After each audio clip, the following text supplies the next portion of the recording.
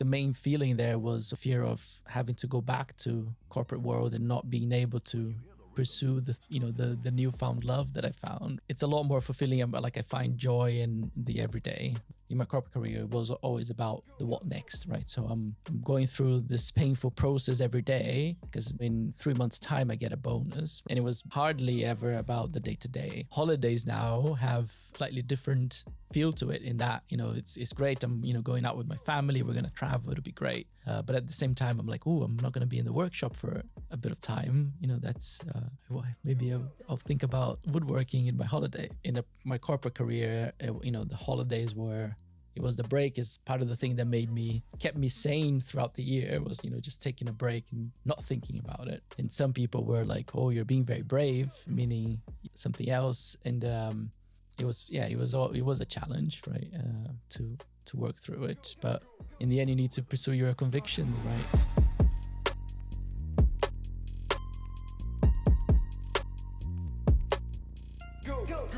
Hi everyone, and welcome to Shameless Careers, the podcast about building a career you love. Today we're talking about bold career moves. What happens when conventional next steps no longer satisfy you and a more drastic career change becomes the only path to real fulfillment. My guest, Fernando Bignotto, left a decade in strategy consulting to launch a high-end furniture business. And in this conversation, we're going to explore the pivotal questions. How do you recognize when it's time for a bigger career shift? How do I uncover the path that will bring you deeper fulfillment? And how can you prepare yourself mentally and financially to take this big leap? And ultimately, why is true career satisfaction about loving what you do rather than chasing external rewards? So, Fernando, thank you so much for being here with me today. Of course, thank you for having me. Let's start from the beginning of your career. You obviously studied finance at London Business School. Yep. You then pursued strategy consulting route for more than 10 years. Why did you choose consulting back then in the first place?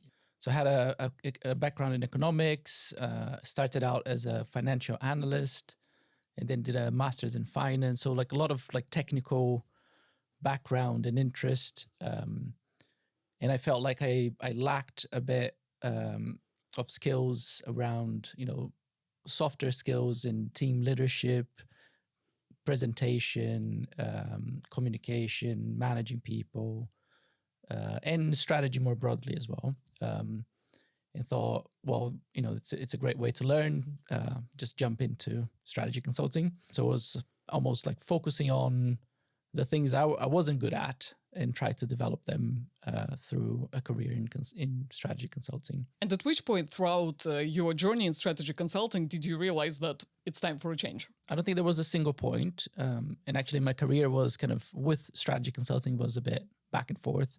So close to when my first son was born, I started to think, well, this is a very intense career. It's not as fulfilling as I wish it was. Maybe it's time to try something new, something a bit less demanding, but still kind of interesting and similar. So I went to work in corporate strategy for a company, but then quickly realized that wasn't quite what I wanted. And I still had the opportunity to go back to consulting. There were still things that I enjoyed about consulting. And I think there is ultimately the ladder to climb. It's infinite. So that kind of grabbed me back and I went back into consulting for a few more years. I always felt there was some underlying dissatisfaction, not least because, part of the initial decision to, focus on my weaknesses to work for consulting, that was there, right? And I wasn't playing up to my strengths. And I think that was kind of an underlying theme that I always felt while in consulting, right? There was another aspect. I always struggled a bit with my, the culture, and never really adapted to the culture of the company that I spent most of the time at. And so I decided to change, still within consulting, change to a different company that had a very different kind of approach to the work. And that really was a lot better. I really enjoyed it. But there was something missing, right? And I think that was a big pivotal moment as well. in that, it was almost like an A/B experiment that, I've changed I've kept all the variables, but changed just one, and it wasn't the answer, right? And I think that was kind of part of the point where I started to look more closely at, maybe I should do something less marginal and more drastic to, pursue something else. Yeah. And actually, out of curiosity, what did it feel like back then? This feeling of unfulfillment, how would you describe it? Some days it will be there when you've had a difficult day at work, or you've worked like very long hours and you're like knackered at the end of the week. And then you sit down on the weekend and you start to think, well, what am I doing? But then again, you start next week and you start on a new project and it's exciting. You're working with new people and you kind of forget about it. And then, a few weeks later, you're thinking about it again. So I don't think for me, it wasn't like a single constant. It was kind of, it popped up every now and again as a question mark of, is this really what I should be doing? Yeah. And did you consider any other corporate careers? Yeah, absolutely. I think, that's, I think in a way it's the most kind of obvious next step, right? And I would probably recommend that to anyone thinking about career change, to pursue smaller changes, because big changes are difficult and they don't tend to always work out, right? So if you can find smaller steps to take that might resolve some of the problems you have, then yeah, absolutely try that. And so I did think about, could I go back to a different corporate role, still within strategy, or could I go into maybe operations or something slightly different, still within corporate? Or thought about private equity. In my consulting career, I worked a lot with private equity, so I knew a little bit about the industry. And one of my initial jobs before coming to London was in private equity, so that was something I considered. But again, thinking about what the future would look like if I had gone into those positions, it never quite felt like the change that I was looking for. And also I think another kind of big aspect of my decision to take such a drastic change was that, I had done it. I had spent 10 years in consulting. It was interesting. I learned like loads. It was, very, I got a lot out of it. What else is out there? I'm still relatively young. I was like getting to 40 years old at that point. I still had, probably another 20 years worth of work in me. Could I be doing something different, right?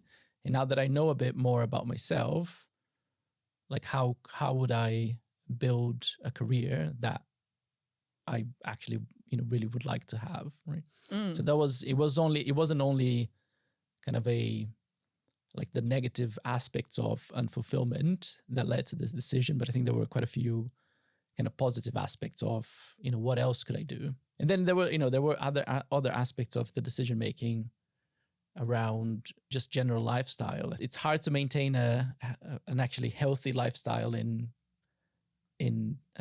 corporate roles or even any like office, jobs. You're, sitting and you're looking at a screen for, 8, 10, 12 hours a day.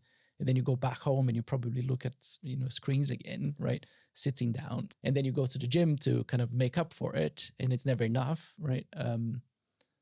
And so I felt like I wanted to do something a bit more physical that would lead to a more healthy lifestyle as well.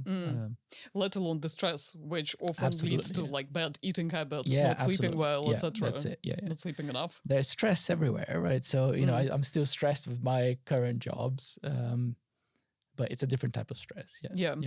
So can you tell me, how did the idea of furniture design come about? I grew up in Brazil. My dad had a shed at the back of the house. So I was always kind of fiddling and, breaking things apart and trying to build them back together. I was like making my own toys out of wood and whatever there was at the back. But then, life happened and that just died out. I never did that again. And then when my first son was born in 2015, it was the first time I downloaded YouTube into my phone to try to keep me awake through the nights to take care of my kid. And then I started to look at woodworking videos on YouTube and Japanese joinery and all that kind of stuff. So I always had that kind of desire at the back of my mind, but not only when I was very much later in life that I kind of rediscovered it. And I think that was kind of the catalyst. That's how it started. And that initial interest led to actually trying to do some courses. I did some like spoon carving courses, bought some do it yourself boxes that you can do at home, and just gradually progressed into honing into woodworking. Yeah, it's so interesting that you mentioned that this interest came about when you had this free time, although I'm wondering how you can call it free time, staying awake at night. It's just like, to take care of a baby. But this is something that comes across as a theme for many people who make drastic career pivots. It's the moment of when you literally let your mind wander and you don't face external pressures, when some of these ideas start coming about. Like for some people, it happens like during maternity leave or when they go hiking in mountains. It just goes to show that a lot of people are paranoid. They don't know what their intrinsic interests are. But actually, I think the best tip is to leave yourself alone for a bit and see where you would naturally gravitate. Yeah. Yeah, as long as it's not like YouTube shorts. Yeah, exactly. Don't distract yourself with something else. I'd add that, at least in my experience, I think just thinking back to your childhood, right? That like you were unobstructed by other kind of requirements of life in that age, right? So what were your interests when you were a kid? So in my case, it was like, creating things and working with my hands, that kind of really brought me joy. And you have mentioned that you went to a course afterwards. So obviously you didn't jump out straight out of strategy consulting into this new field. You decided to test it out, right? By studying. Yeah. In my case, that it was a massive change, right? I went from like typing on keyboards to cutting bits of wood. They're very unrelated things. I did consider, could I, I had to invest money in that course, and it was a full-time course, so I wouldn't be earning any money for 2 years. So it was a big investment. And I thought, could the alternative be I just, work part-time, I find myself a space somewhere, buy some tools, and then, watch YouTube videos and try that instead and, be self-taught a little bit. I'm really glad I didn't do that. I think, especially in woodworking, there's always a right way to do something, right? There are multiple ways of doing something, but there are certainly right ways and wrong ways. And there's a lot of knowledge out there that you won't know until you are actually shown how to do it. You can't read it on a book, right? I think, going to a course was like pivotal.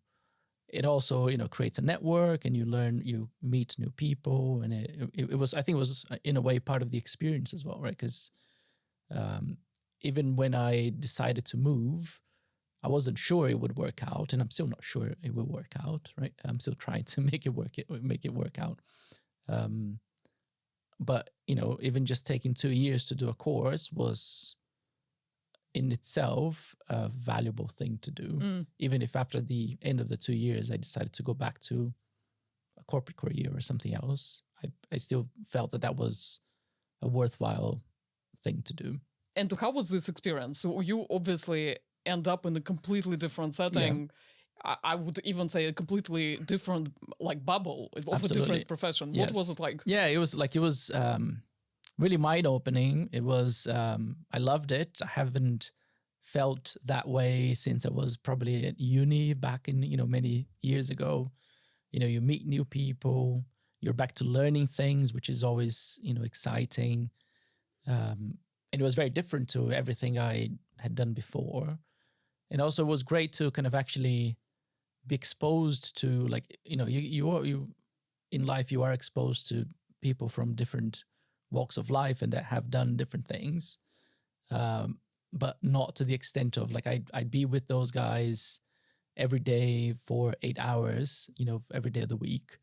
And so you get to learn about their lives more closely, right? And I think that was great as well, in that, there are many different ways to live this life. And I got to see, some of those different ways that were very different.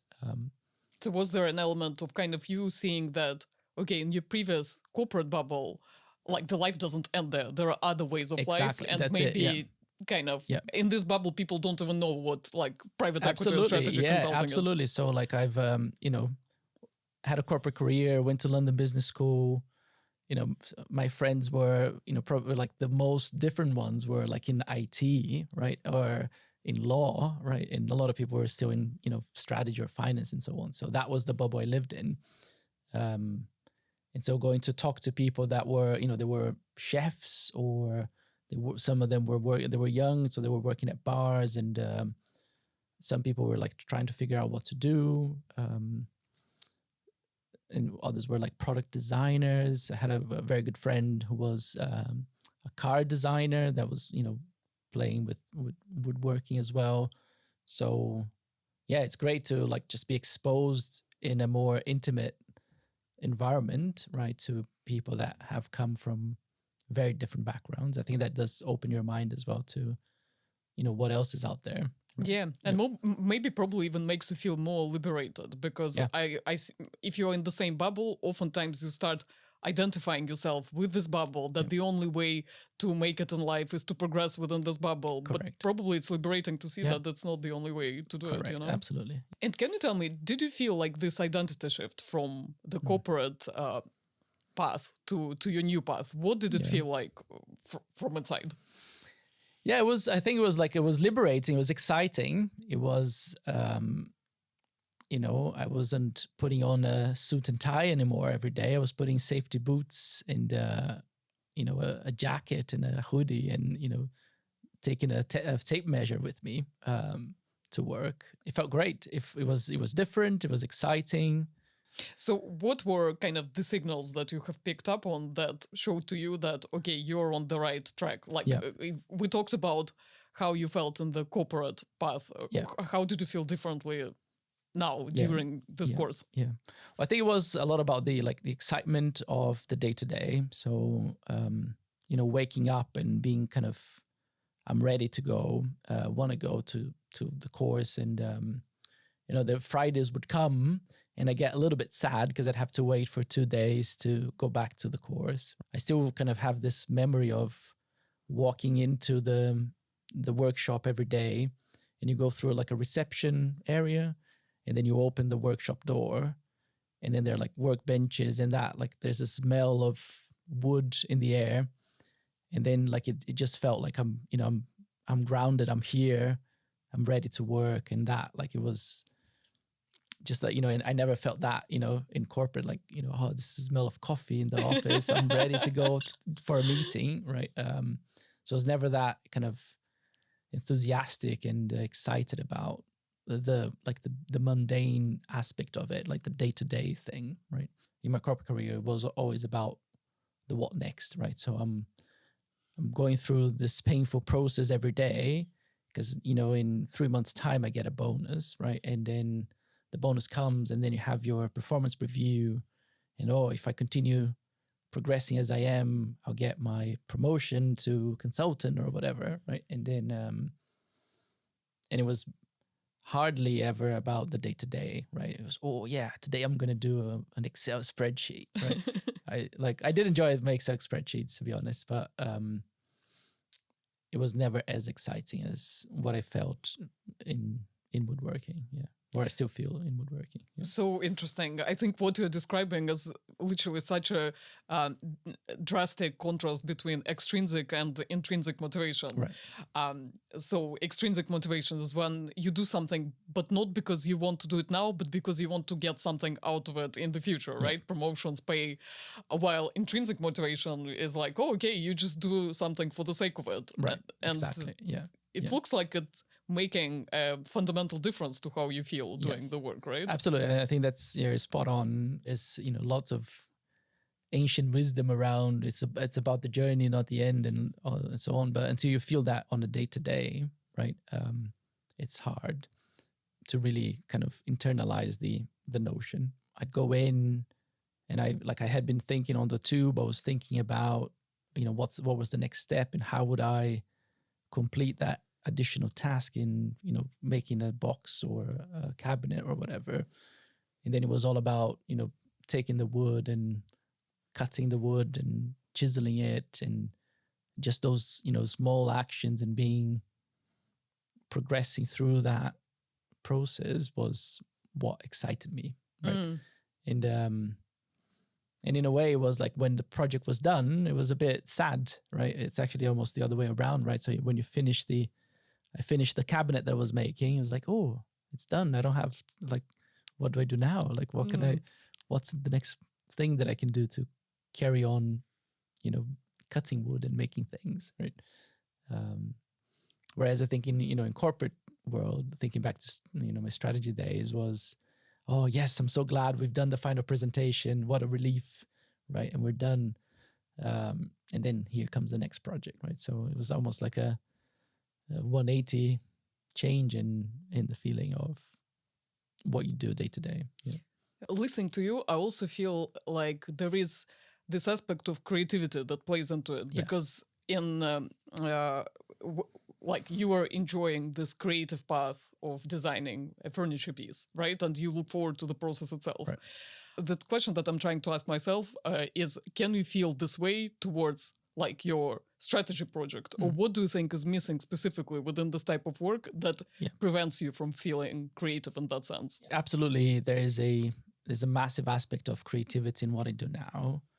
And I think the main difference is how physical and real it is, right? So, I start out with a sketch on a piece of paper. It becomes a model in a computer, and then it becomes a thing that I hold and give it to someone or install it in someone's house, right? And that's very real. Whereas I think the act of creation within the corporate environment is very abstract, right? So you create a presentation that leads to decisions. Those decisions lead to maybe changing behaviors, and those changing behaviors maybe become something else, and which maybe reflects in higher revenues or profits for the company. So there's no physical link to what you do, right? So I think that's a big difference that I quite enjoy. But I wouldn't say it's the corporate work was less creative. I think you still have lots of acts of creation, as part of working in a corporate environment, right? But it's just the nature of that creation, for me, makes a difference for it to be physical and real, right? And going back to when you have finished the course, do you remember the point when you made the decision, okay, I'm not going back to a corporate path, I'm opening my business in fine furniture design? I remember I had the moment I was having a conversation with my wife in the kitchen of our house after breakfast, and it was getting to the end of the course. At the same time, we were changing our kids' school as well, so they were going to go to school that was a bit further away. And we talked about having my own business allowed me to have more flexibility in my time, which would be helpful for our kind of family life as well. And I think the main feeling there was a fear, in a way, that fear of having to go back to corporate world and not being able to pursue the newfound love that I found, right?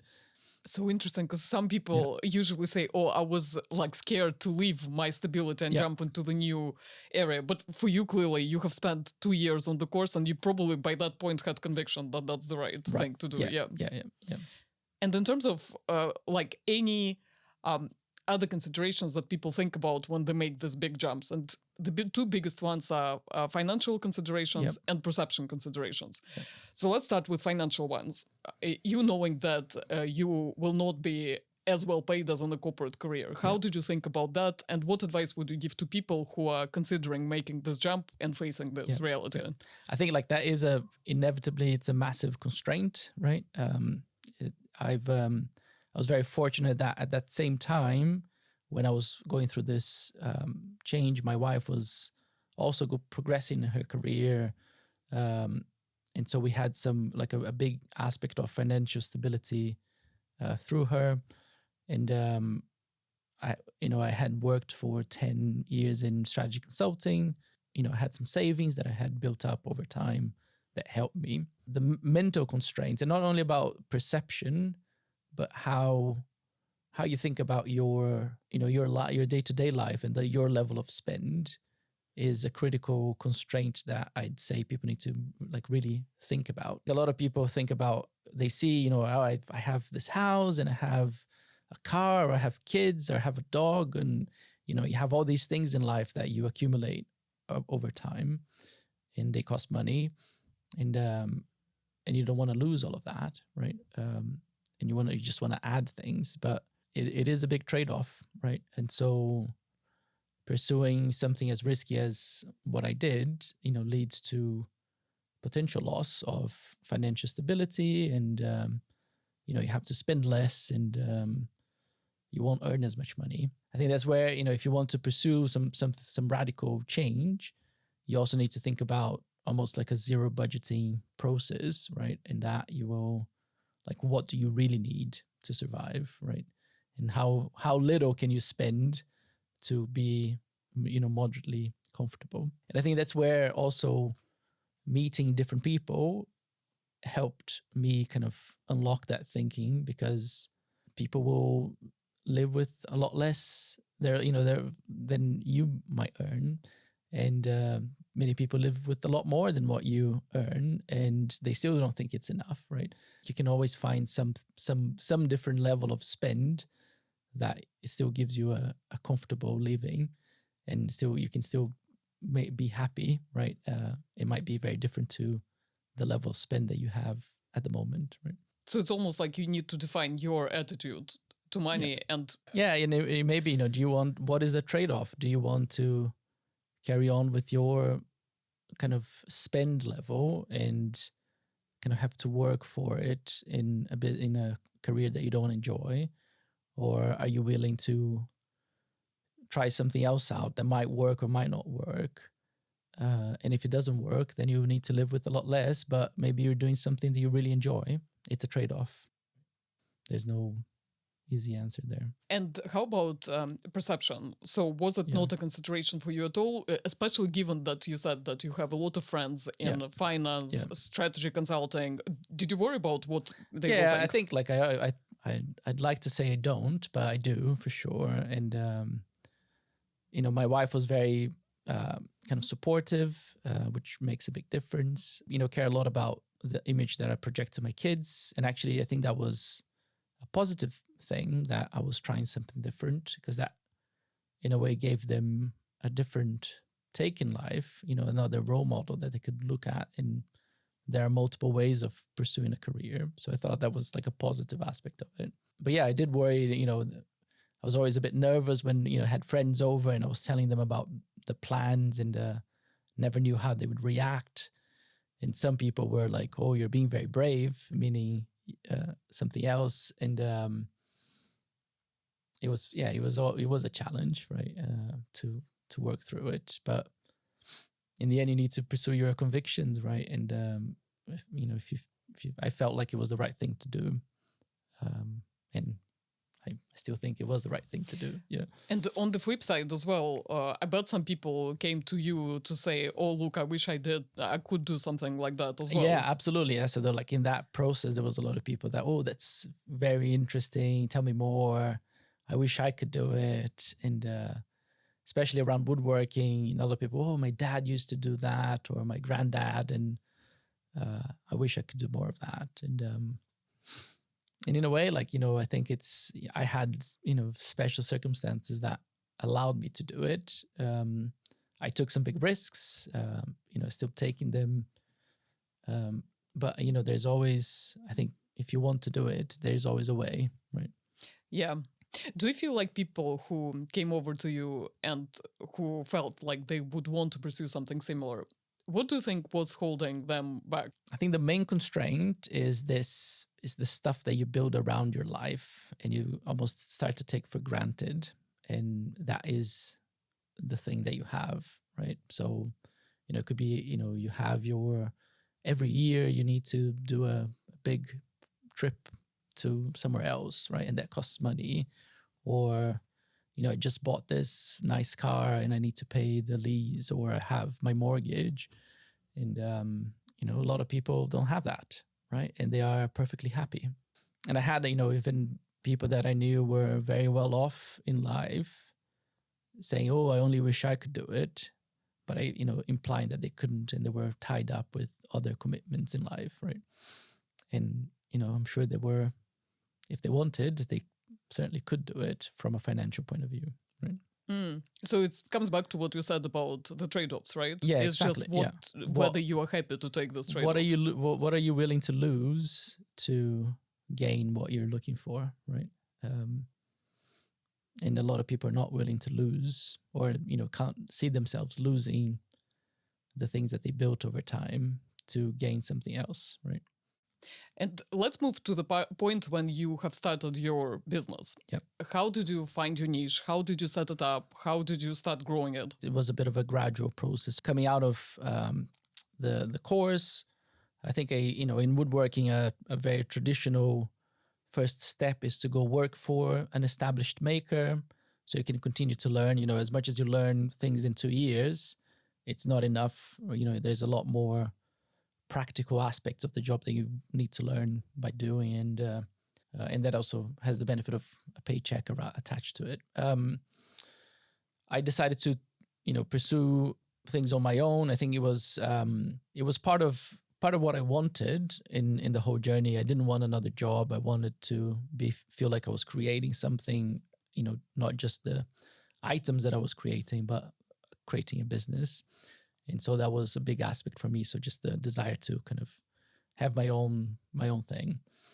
And also I wanted some more flexibility with my time and be able to decide when I would work and when I wouldn't work. And so that was another kind of constraint that made me think that starting on my own was the best way.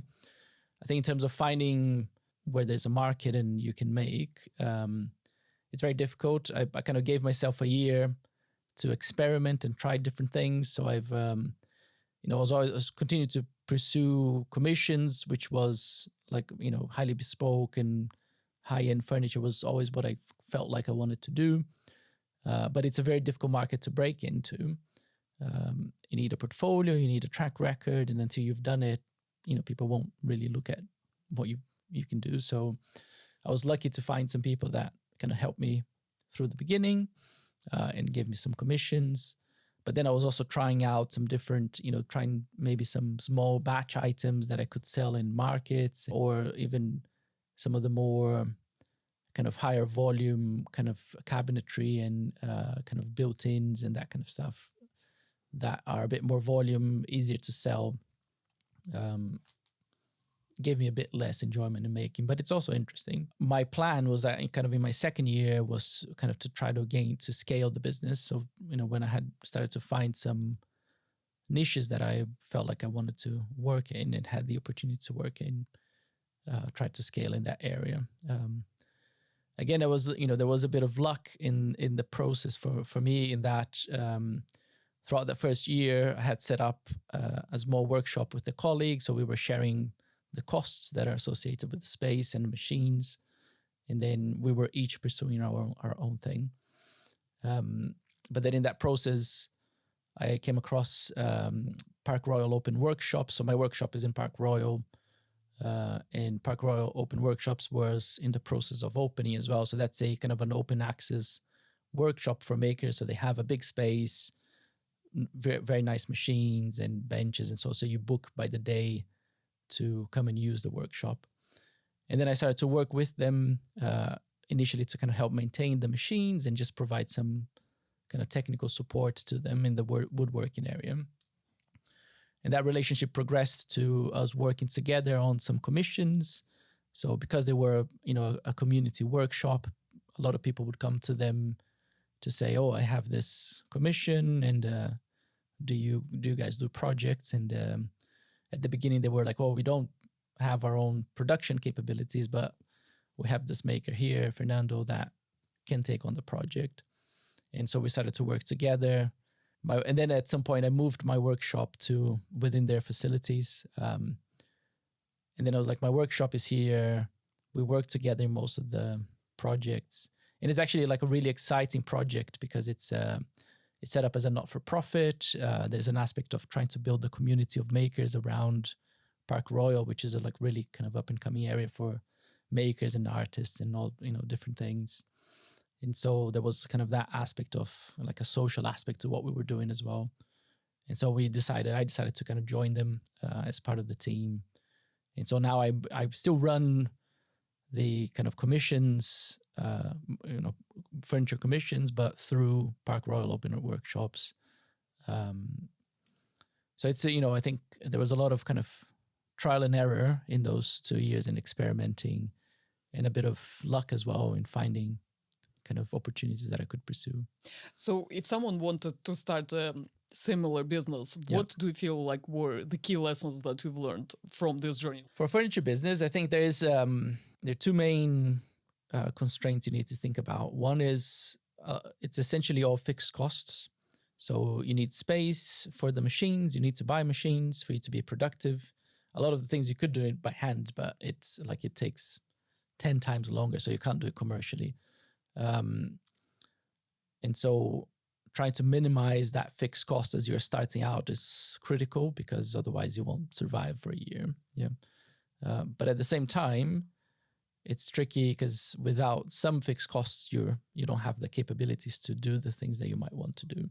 So that finding the right balance there of an amount of fixed costs that you can support to do what you want to do is very difficult. And you need to really think about, what are the things that you want to make, and what is the minimum fixed cost that you can have that will support the thing that you want to make. And then the other critical challenge is it's finding clients, as most businesses, right? And really thinking about kind of what is the thing that you make that is different, and how do you find the right people that will give you the project, right? And I think especially in woodworking, a lot of people kind of enjoy the making so much, and they're really, really great makers, but are they really good at selling as well and going after clients and landing a project, right? And that is if you want to set out on your own, a lot of your time will be spent in selling and not making, right? So I think they need to think about that as well.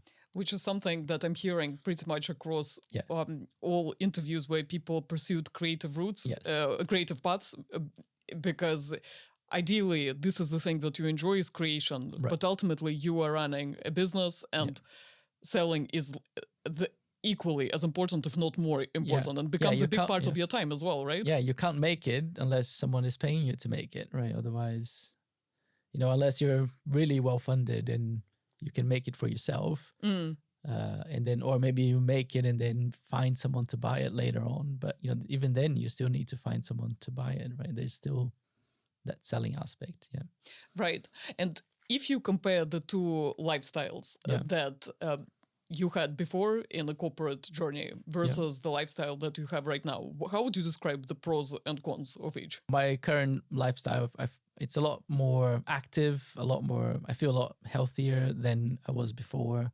It's a lot more fulfilling. I find joy in the everyday, which is great. And even I think in a way, holidays now have a slightly different feel to it, in that, it's great. I'm, going out with my family. We're going to travel. It'll be great. But at the same time, I'm like, I'm not going to be in the workshop for a bit of time. That's... maybe I'll think about woodworking in my holiday, right? So you're actually excited about thinking about it during holidays. Yeah, absolutely, yeah. And whereas I think in my corporate career, the holidays it was the break is part of the thing that kept me sane throughout the year, was, just taking a break and not thinking about it, right? And also I think I was very fortunate. Like I started out thinking I'd be happy on my own in my, man cave cutting wood. But I think the reality is that even I'm very like, I do enjoy being on my own and just doing my thing. But I think I found that, through working with Park Royal Open Workshops is there's that social aspect of like, I'm working with people that I really admire them and they're like really great people. And we have, people that are interested in making as customers that come in and they have all these different challenges and interests. I had the guy come in with, he wants to make an electric violin and he wasn't really sure how to do it. And I was talking to him how, so that kind of social interaction of like meeting really interesting people and working with people that I really enjoy working with and like they're just great people is a big difference as well. When you're working in corporate world, it's a lot more transactional and, you start a project, you need to finish it and it's all a bit ruthless, right? You have your social moments, but it's not as enjoyable as what I have now as well. I think that's a big difference as well. And did you ever throughout this journey think about potentially going back to strategy consulting? And the reason why I'm asking this is you look so excited when you even speak about thinking about work during holidays, right? Yeah. But then just now, literally 5 minutes ago, we spoke about all the trade-offs that you need to face, the difficulty of like growing business, taking risks, worrying about a paycheck. So how did you ever think about going back? Look, my initial plan was I would finish in the course, I would go work as a freelance consultant to earn some money, and then, whatever time I had left, I would dedicate to woodworking, at least in the beginning, until I got the wood, that part going. And then through kind of a set of personal circumstances that I described before, it made more sense for me to like, let me just give it a year, see if I can make this work, give it my all. And then if it doesn't work, I'll find something else later. But throughout that first year, I think as I said, the main thing that kept me going was fear of going back to consulting and actually having to kind of update my CV and apply for a freelance job or going for a job interview. It was a big part of what kept me going is that like I really don't want to go back. So no is the short answer to your question. And coming back to the trade-offs, it seems like you are happy with this side of the trade-off that you took, yeah, right? absolutely. Yeah. So like I'm still, I earn a fraction of what I used to earn, but it's enough. I have something else in my life that I really love. And I don't need as many holidays as I needed before, right? And I don't need as many things as I need. I need more tools. I mean, whatever I get money, some extra money, I buy new tools, and it's always on my Christmas list. Some new saws and chisels and things like that. But I don't really need them, right? I could still do what I do without them. So I think that's a big difference, and I wouldn't have it other way. And what advice would you give to your younger self if you could go back in time? I would say, don't change anything because, it all builds up, right? And for me, it all built up to where I am now. And I'm sure that what I'm doing now will build up to something else that I don't know what it is, but it'll be what it is. And if I was to change anything in the past, I might not be here, right? Even, I think, part of if I think about my career and the mistakes that I made, maybe I stayed too long in consulting. And maybe the advice I'd give to myself is don't get lost in the corporate ladder. I went into strategy consulting to learn something. So maybe, learn as soon as you learned it, move on and go do something else.